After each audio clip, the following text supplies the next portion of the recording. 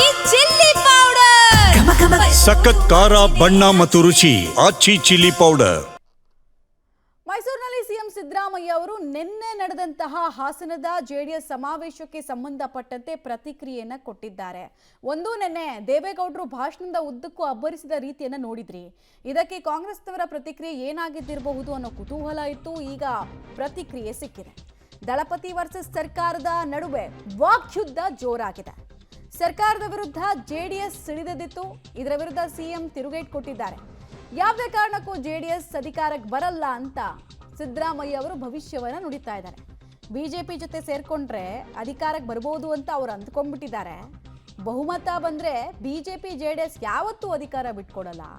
2028ಕ್ಕೂ ಕೂಡ ನಮ್ಮದೇ ಸರ್ಕಾರ ಅಂತ ಸಿಎಂ ಸಿದ್ದರಾಮಯ್ಯ ಅವರು ವಿಶ್ವಾಸವನ್ನು ವ್ಯಕ್ತಪಡಿಸ್ತಾ ಇದ್ದಾರೆ. ಅಟ್ ದ ಸೇಮ್ ಟೈಮ್ ನಾಯಕತ್ವದ ವಿಚಾರದಲ್ಲಿ ಹೈಕಮಾಂಡ್ ಡಿಸಿಷನ್ ತಗೊಳ್ಳುತ್ತೆ ಅಂತ ಕೂಡ ಹೈಕಮಾಂಡ್ ಅಂಗಳಕ್ಕೆ ಚೆಂಡನ್ನ ದಾಟಿಸಿದ್ದಾರೆ ಮತ್ತೊಮ್ಮೆ.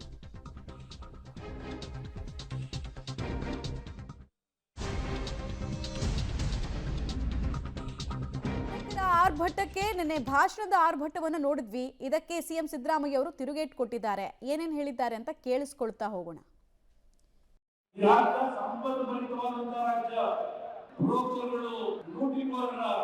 ಸರ್ಕಾರವಾಗಿ ನೋಡ್ತಾ ಇದ್ದೀರಿ.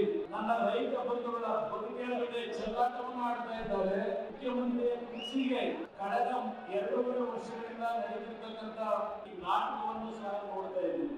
ನನ್ನ ಮೇಲೆ ಮುಖ್ಯಮಂತ್ರಿ ಆಗಬೇಕು ಅನ್ನೋದಕ್ಕಿಂತ ಪ್ರಮುಖವಾದಂತಹ ಸವಾಲಿರ್ತಕ್ಕಂಥದ್ದು ಈ ನಾಡು ಯಾವ ದಿಕ್ಕಿನಲ್ಲಿ ಹೋಗ್ತಾ ಇದೆ, ಸರ್ಕಾರ ಯಾವ ರೀತಿ ನಡೀತಾ ಇದೆ, ಇದನ್ನ ಸರಿಪಡಿಸ್ತಕ್ಕಂಥದ್ದು ನಮ್ಮೆಲ್ಲರ ಜವಾಬ್ದಾರಿ ಇದೆ.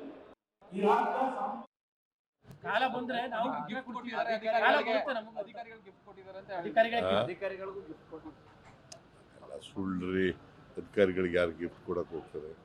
ಸರ್ಕಾರ ಇಲಾಖೆಯಿಂದ ಬಹುಮಾನ ಘೋಷಣೆ ಆಗಿದೆ.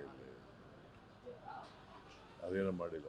ಅಲ್ಲ, ಟೈಮ್ ಬರುತ್ತೆ ನಮಗೂ ಕೂಡ ಅಂತ ದೇವೇಗೌಡರು, ನಮಗೂ ಟೈಮ್ ಬರುತ್ತೆ ತೀರಿಸ್ಕೊಳ್ಳಕ್ಕೆ ಅಂತಾರೆ.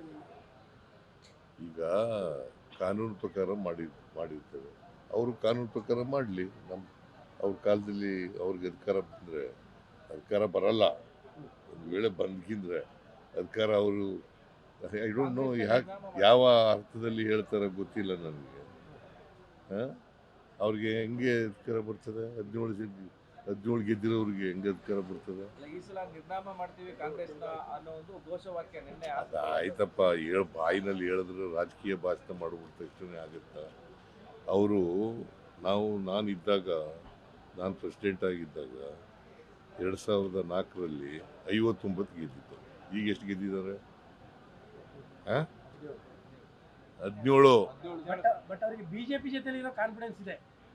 ಬಿಜೆಪಿ ಅವ್ರು ಜಾಸ್ತಿ ಗೆದ್ದಿದ್ರೆ ಸ್ವಲ್ಪ ಬಿಟ್ಬಿಡ್ತಾರೆ. ಇವರಿಗೆ ಚೀಫ್ ಮಿನಿಸ್ಟರ್ ಆಗುತ್ತೆ. ಫಸ್ಟ್ ಆಫ್ ಆಲ್ ಬರದೇ ಇಲ್ಲ. ಅವರು ಫಸ್ಟ್ ಆಫ್ ಆಲ್ ಬರದೇ ಇಲ್ಲ. ಯಾವ ಕಾರಣಕ್ಕೂ ಬರಲ್ಲ. ಬಿಜೆಪಿ ಇವರಿಬ್ರು ಸೇರಿದ್ರು ಕೂಡ ನಾವು ಎಷ್ಟು ಗೆದ್ದಿದ್ದೀವಿ? 136 ಗೆದ್ದಿದ್ದೀವಿ.